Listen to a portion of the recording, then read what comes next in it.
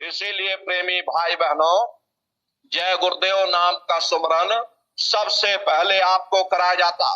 जब आप सुमरन कर लोगे, फिर जब आप ध्यान पर बैठोगे और जब दरवाजे के अंदर दाखिल हो जाओगे, तो सबसे पहले उन्हीं के स्वरूप का दर्शन होगा। वो आपकी उंगली को पकड़ करके आगे का सफर तय करेंगे। तो यह है ध्यान करने का तरीका। प्रेमी भाई बहनों, एक बार फिर से अच्छी तरह समझ लो कैसे आपको ध्यान करना। अच्छी तरह समझ लोगे तभी घर पर जा करके कर सकोगे। तो कैसे ध्यान करना, एक बार फिर से समझिए। अपने अपने घरों में पलथी मार करके आप लोग बैठिएगा। ये पलथी मार करके अपने अपने घरों में बैठिएगा। बाहर से अपनी आंख को बंद कर देना, आंखों पर कोई जोर मत देना।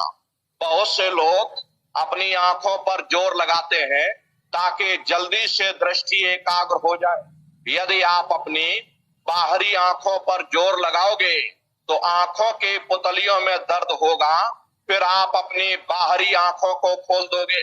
इन बाहरी आंखों का यहाँ पर कोई मतलब नहीं। जैसे सोते समय धीरे से आंख को बंद करते हो, ऐसे धीरे से आंख को बंद कर लेना। दोनों आंखों के मध्य भाग में दूर सामने देखिएगा, सामने आपको अंधेरा दिखाई पड़ेगा। बस उसी अंधेरे में एक जगह पर आप अपनी दृष्टि को एकाग्र करिएगा या उस अंधेरे को ही देखते रहना। एक टक हो करके सामने अंधेरे को देखते रहिएगा। दृष्टि अपने आप एकाग्र हो जाएगी। जैसे ही आपकी दृष्टि अंधेरे में एकाग्र होगी तो सुई की नोक के बराबर काले में भी काला बिंदु बड़ा चमकीला बिंदु होगा। तारे की तरह चमचम चमचम चमकेगा। वो सामने आपको दिखाई पड़ जाए। जब वो चमकदार बिंदु सामने दिखाई पड़ जाए तब आप अपनी दृष्टि को उस बिंदु पर एकाग्र करिएगा। जब आप अपनी दृष्टि बिंदु पर एकाग्र करोगे तो प्रेमी भाई बहनों, बिंदु के चारों तरफ बड़ा भारी प्रकाश निकलेगा। आपको प्रकाश की तरफ नहीं देखना, आपका निशाना उस बिंदु पर टिका रहे जिसमें से वो प्रकाश निकल रहा। वही बिंदु दरवाजा है। जब एक टक हो करके आप उस बिंदु की तरफ देखते रहोगे, दरवाजे को देखते रहोगे, वो दरवाजा फट जाएगा, वो दरवाजा खुल जाएगा, ये शिव नेत्र खुल जाएगा, ये दिव्य दृष्टि खुल जाएगी और आप दरवाजे के अंदर दाखिल हो जाओगे।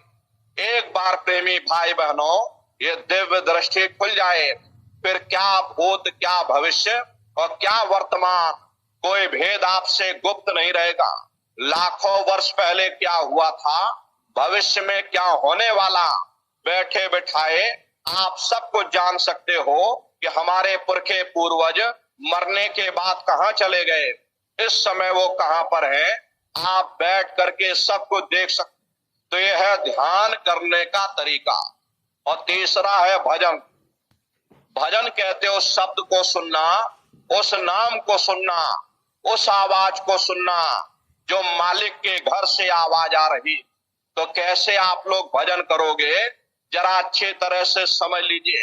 देखो प्रेमी भाई बहनों, ये दोनों उंगली कानों में डाल करके ये कानों को बंद कर लीजिएगा।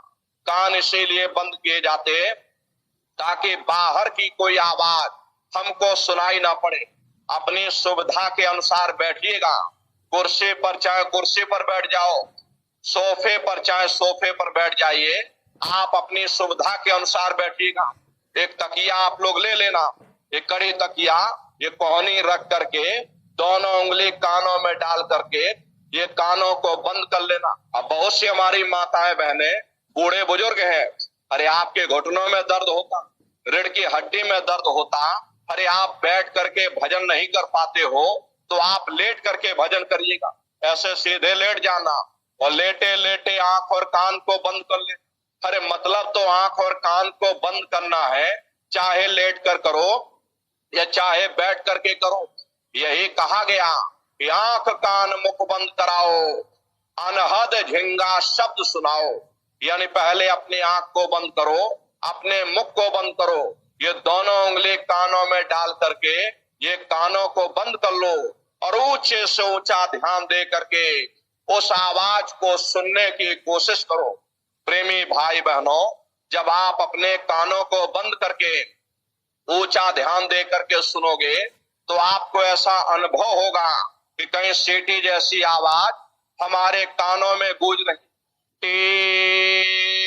इस तरह से सीटी जैसी आवाज शुरू में आप सभी को सुनाई पड़ेगी।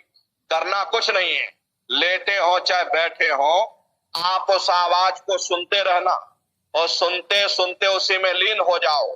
जब आप उसमें लीन हो जाओगे तो कुछ समय बाद में दोबारा आपको अनुभव होगा कि कहीं बड़ी दूर से एक महीन आवाज, घंटे और शंख की आवाज हमारे कानों में गूंज रही। जैसे मंदिरों में घंटियां बजती हैं, टन टन टन, इसी तरह घंटे और शंख की आवाज आपको सुनाई पड़ेगी। उसी घंटे शंख की आवाज को महात्माओं ने शब्द कहा। अरे आपकी धर्म पुस्तकों में लिखा है